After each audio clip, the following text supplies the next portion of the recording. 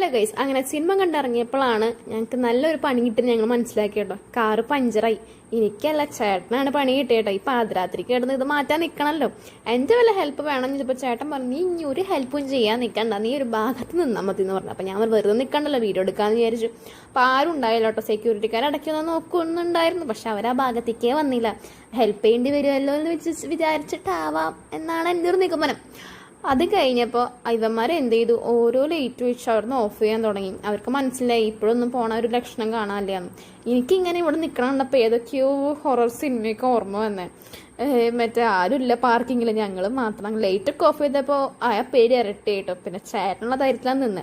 അങ്ങനെ ടൈറ്റാക്കി ഒരു നട്ട് പൊട്ടിച്ചു. അങ്ങനെ ബാക്കി 3 നട്ട് ടൈറ്റ് ആണല്ലോ എന്ന് വിചാരിച്ചിട്ടാണ് ഞങ്ങൾ അവിടെ നിന്ന് ഇറങ്ങിയേട്ടോ. ഇവിടെ നിന്ന് ഇറങ്ങിയപ്പോൾ തന്നെ 2:30 കഴിഞ്ഞു കേട്ടോ.